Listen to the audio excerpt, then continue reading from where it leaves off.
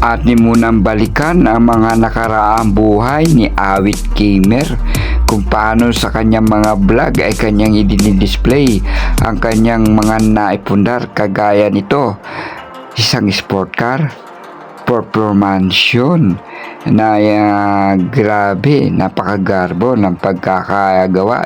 Dito pa lang sa labas ay mamamangha ka sa ganda ng kanyang mansyon, at pagpasok natin sa loob, sa bungad pa lamang ng kanyang entrada ay makikita na agad dito ang isang swimming pool, at meron ding sopa na maaring upuan ng kanyang mga bisita o pamilya habang naliligo o nagmimerienda. At mapapansin po natin ang flooring ng kanyang entrada ay hindi naka-tiles, kundi parang Bermuda grass o carpet. Grabe, malupit. Alright na alright sa okay ang pagkaka-design ng kanyang mansion. Sa bungad pa lamang makikita na agad na mamamangha ka at mapapabilib. At akyat tayo sa second floor. Siya nga pala, sa ground floor ay meron din akong nakita na kitchen at meron ding lamesa. Dito naman sa second floor, pag-akyat ay sa wall pa lang, pansin ninyo, napaganda ng design. Pinagkagastusan talaga ng maikiyan. Grabe. Ayan, sa second floor ay meron din palang kitchen at meron ding lamesa na maliit. Okay na okay sa alright. Mapapansin po natin meron din siya mga nakadisplay sa wall na mga painting na hindi basta painting niya, maaring may kamahalan din yan. Ayan, ito ang kanyang kitchen.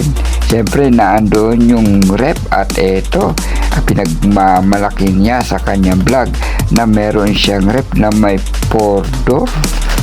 Grabe. Grabe ito si Awit. Talagang nakita niya sa vlog kung paanong ang kanyang kabuhayan ay may karangyaan. Hindi masasabing siya ay nasa middle class, kundi nasa upper na sa kabuhayan. At pansin niyo po ang kanyang dining table. Grabe kalupit. Upuan pa lang, para ng upuan ng hari. At mapansin niyo po yung mga plato na mayroong nakapaligid na kulay gold. Baka gold na ang kanyang plato dyan. Malulupit.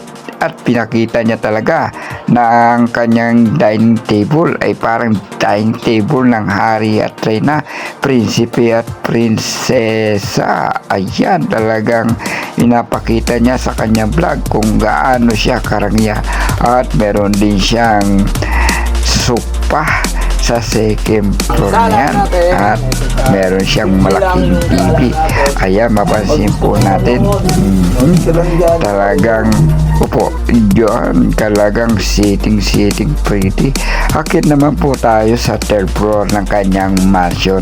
Ano naman kaya ang ating makikita rito sa third floor ng kanyang mansion? Ayan, mapansin nyo po, talaga naman yung railing niyang kanyang hagdan ay talagang kahoy pa rin.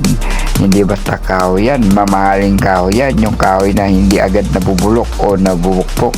At ito naman ang kanyang pinto pala, talagang malaking halaga na. Okay, buksan po natin ang kanyang kwarto dito. Grabe, mapapansin po natin, ayun, nakadisplay ang kanyang mga koleksyon. Ito marahil ay yan pag nagbibihis, tag yan. Ayan, harap sa salamin, magmi-makeup, mag-aayos ng buhok, mag-aayos ng damit. Okay na okay sa oras yan. Ayan, pinapakita niya ang kanyang mga mamahaling sapatos na koleksyon. Gayun din ang mga sombrero niya. Grabe. At meron pa rin sopa. Ayan, at ang kanyang bed ay talaga naman hikaan ng hari at reyna. Napansin po natin, ayan, ipinapakita niya kung gaano kagarbo o karangya ang kanyang buhay sa kapanahonan yan. Siya ay kumikita ng limpak-limpak na salapi. Pinapakita niya sa kanyang mga follower,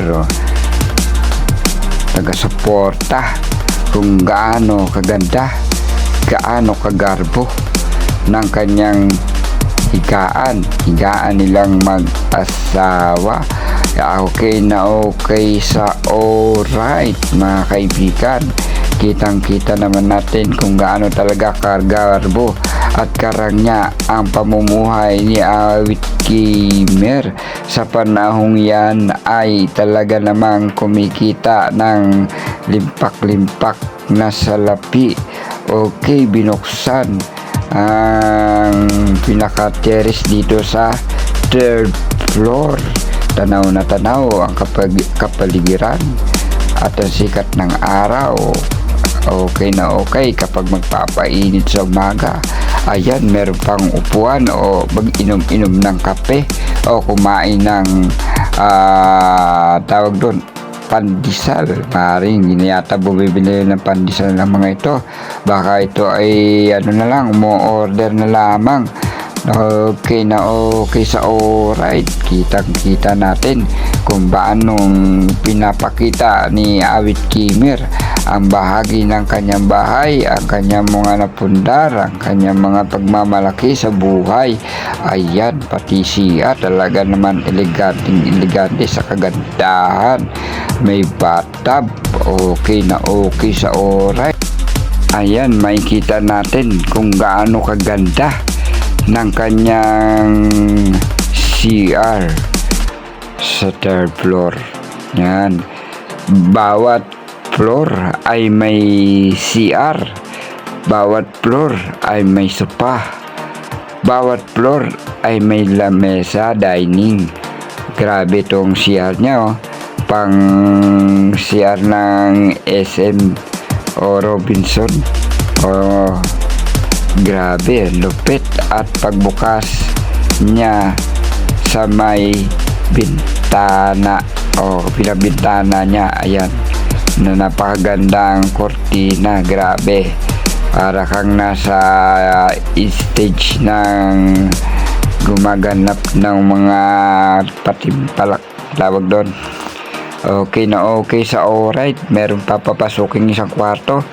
Ano kaya ang makikita natin sa isa pa papasuking kwarto? Ito. Okay na okay sa ito yung kanyang pinaka tawag dito, studio.